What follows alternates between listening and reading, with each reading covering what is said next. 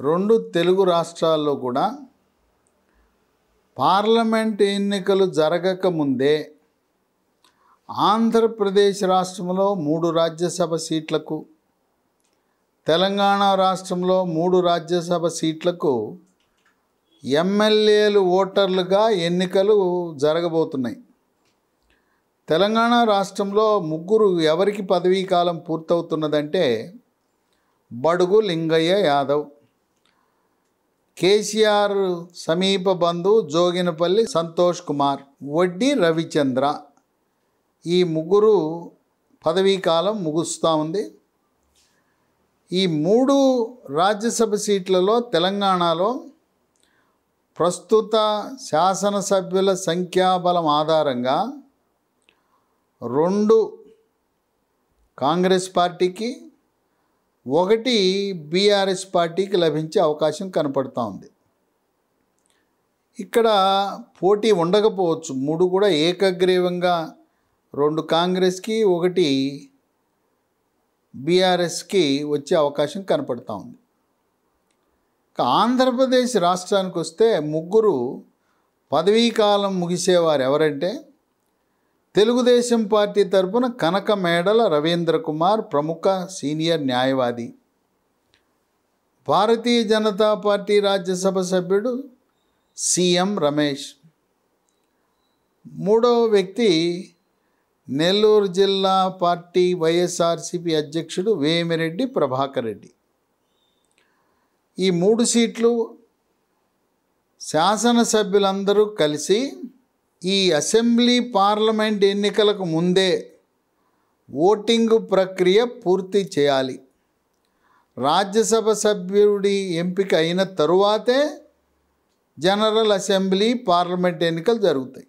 ఒక్కొక్కరికి ఆంధ్రప్రదేశ్ రాష్ట్రంలో రాజ్యసభకు ఎన్నిక కావాలంటే 44 మంది ఎమ్మెల్యేలు ఓటు వేయాలి.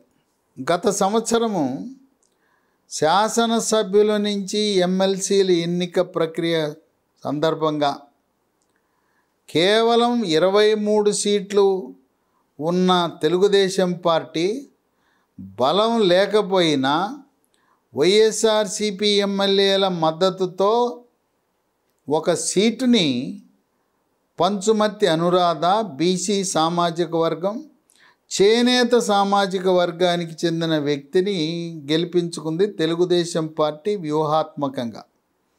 అంటే వైఎస్ఆర్సీపీ పార్టీ తను సరైన వ్యూహము అమలు చేయని కారణం వల్ల సంఖ్యాబలము లేకపోయినా వైఎస్ఆర్సీపీ ఎమ్మెల్యేల సహకారంతో 1 ఎమ్మెల్సీ సీట్ని కైవసం చేసుకుంది. అదే తరహాలో 44 మంది మద్దతు కావాలన్నా 23 మంది ఎమ్మెల్యేలతో ఎమ్మెల్సీ ఏ విధంగా గెలిచామో అదేవిధంగా రాజ్యసభ కూడా గెలుద్దామా అనే ఆలోచనలో తెలుగుదేశం పార్టీ ఉంది. ఇది ఎలా సాధ్యమంటే 23 ఉన్నారు తెలుగుదేశం పార్టీ, ఇంక 21 మంది కావాలి.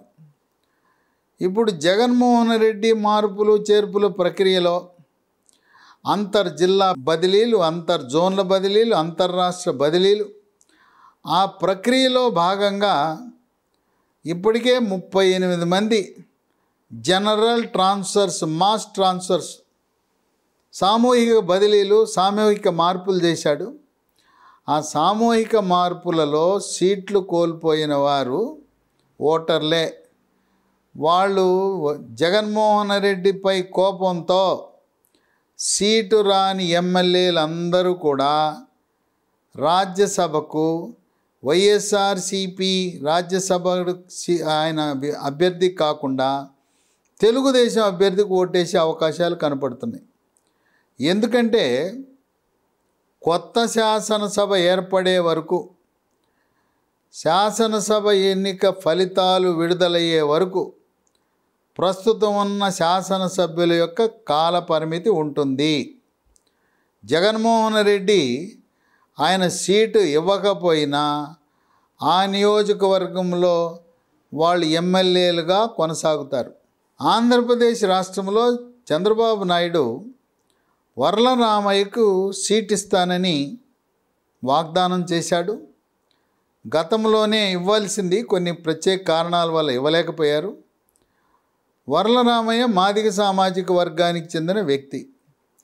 వర్లరామయ్యని క్యాండిడేట్గా అభ్యర్థిగా పెట్టి వ్యూహాత్మకంగా సీటు రాని వైఎస్ఆర్సీపీ ఎమ్మెల్యేలు, అసంతృప్తికి లోనైన వైఎస్ఆర్సీపీ ఎమ్మెల్యేలు వాళ్ళ యొక్క బలంతో ఒక రాజ్యసభ సీటు కైవసం చేసుకునే అవకాశం కనపడుతుంది. తెలుగుదేశం హైకమాండ్ దీన్ని పరిశీలిస్తూ ఉంది. వాళ్ళు అక్కడ లెక్కలేస్తున్నారు. ఈ విధంగా ఇప్పుడు వైఎస్ఆర్సీపీ పార్టీ సూత్రప్రాయంగా ఒక 3 అభ్యర్థులను ఎంపిక చేసింది. 3 సామాజిక వర్గాలు, 3 ప్రాంతాల నుంచి. రాయలసీమ ప్రాంతం నుంచి బలిజ సామాజిక వర్గానికి చెందిన సీటు నిరాకరించబడిన ఆరణి శ్రీనివాసులు. ఆయన ప్రస్తుతం చిత్తూరు శాసనసభ్యుడిగా ఉన్నాడు. నువ్వు గెలవు, పీకే సర్వే ఓడిపోతావని చెప్పారు. నిన్ను రాజ్యసభకు పంపిస్తామని చెప్పి ఆయన్ని అక్కడ సీటు లేకుండా చేశారు. ఇక ఆంధ్ర ప్రాంతంలో జగన్మోహన్ రెడ్డి బాబాయ్ వైవి సుబ్బారెడ్డిని రాజ్యసభకు పంపాలని, ఉత్తరాంధ్రలో పాయకరావుపేటలో ఉన్న గొల్లబాబురావు ఎమ్మెల్యే, నువ్వు అక్కడ వంగలపూడి అనిత, ఆమె తెలుగుదేశం పార్టీ మహిళా అధ్యక్షురాలుగా ఊపేస్తూ ఉంది. ఆమె వేగం ముందు, ఆమె కార్యకలాపాల ముందు, ఆమె స్పీడ్ ముందు నువ్వు ఆనలేవు, నువ్వు గెలిచే అవకాశాలు తక్కువని పీకే సర్వే చెప్పింది. అందుకని గొల్లబాబురావును కూడా రాజ్యసభకు పంపాలని ఆశిస్తున్నారు. ఇప్పుడు తెలుగుదేశం పార్టీ సంఖ్యాబలము లేకపోయినా అభ్యర్థిని ప్రతిపాదించి 10 మంది ఎమ్మెల్యేలు ఉంటే చాలు, 10 మంది ఎమ్మెల్యేలు సంతకం పెడితే రాజ్యసభకు నామినేషన్ ఫైల్ చేయొచ్చు. అందువల్ల తెలంగాణలో పోటీ జరిగే అవకాశం లేదు రాజ్యసభ సీట్లకు. ఆంధ్రప్రదేశ్లో తెలుగుదేశం పార్టీ మనం ఏ విధంగా ఎమ్మెల్సీ సీట్ని గెలుచుకుని ఒక బీసీ మహిళ చేనేత సామాజిక వర్గానికి చెందిన పంచుమతి అనురాధ, గతంలో ఆమె విజయవాడ నగర మేయర్గా కూడా గెలిచింది. అదేవిధంగా ఒక ఎస్సీ మాదిగ సామాజిక వర్గం, తెలుగుదేశం పార్టీకి ఎల్లవేళలా అండగా ఉండేది ఆ మాదిగ సామాజిక వర్గం. ఎందుకంటే తెలుగుదేశం పార్టీ ఏబిసిడి అనే వర్గీకరణ చేయటము ద్వారా సామాజికంగా, రాజకీయంగా, ఆర్థికంగా, విద్యాపరంగా, ఉద్యోగపరంగా అన్ని రకాలుగా వెనుకబడిన మాదిగ సామాజిక వర్గానికి న్యాయం చేసింది తెలుగుదేశం పార్టీ, చంద్రబాబు నాయుడు. అందువల్ల ఆనాటి నుంచి కూడా చంద్రబాబు నాయుడు అంటే అతి సన్నిహితంగా, మక్కువతో మాదిగలు తెలుగుదేశం పార్టీలోనే ఉన్నారు. ఈ మధ్యకాలంలో మందకృష్ణ మాదిగ ప్రధానమంత్రి మోదీని హైదరాబాద్ పిలిచి మహాసభ పెట్టడం ద్వారా మాదిగలకు న్యాయం చేస్తాం, మీకు సమాన హక్కులు వచ్చేలా మేము చట్ట సవరణ చేస్తామని మోదీ చెప్పిన తర్వాత మాదిగలు బీజేపీ పార్టీకి కూడా బాగా సన్నిహితులయ్యారు. ఆ విధంగా వర్లరామయ్యని ప్రతిపాదించి వీళ్ళు వ్యూహాత్మకంగా పావులు కదిపితే ఇప్పటికి 38 బదిలీలు ప్రకటించారు. త్వరలో మొదటి జాబితా 11, రెండో జాబితా 27, మూడవ జాబితా 15 సభ్యులతో రెడీ అయింది, మార్పులు చేర్పులు. కానీ కొన్ని కారణాల వల్ల దాన్ని లిస్టు అధికారికంగా ప్రకటించకుండా ఉంచారు.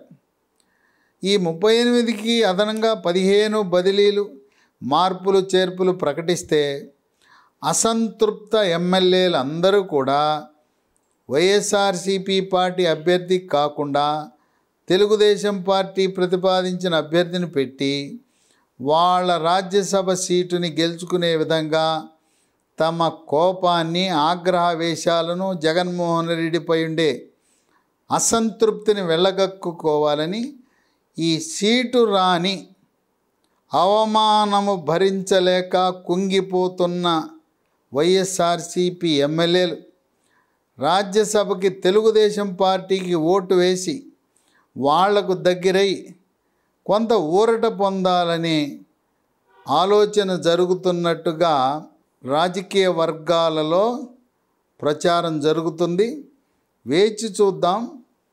శాసనసభ ఎన్నికల ముందు ఈ రాజ్యసభ పంచాయతీ పెట్టుకుంటారా, లేదు దమ్ముగా ఏ విధంగా సంఖ్యాబలము లేకపోయినా ఎమ్మెల్సీని గెలిపించామో చూడు మేము ఎలా రాజ్యసభ సీట్ని గెలిచామని జగన్మోహన్ రెడ్డికి సార్వత్రిక ఎన్నికల ముందే వ్యూహాలను చూపించి బలాన్ని, అలాగే వైఎస్ఆర్సీపీ యొక్క బలహీనతలను ప్రజలకు తెలిసేలా చేద్దామంటారనేది ఇంకా తెలుగుదేశం పార్టీ తుది నిర్ణయం తీసుకోవాల్సిన అవసరం ఉంది.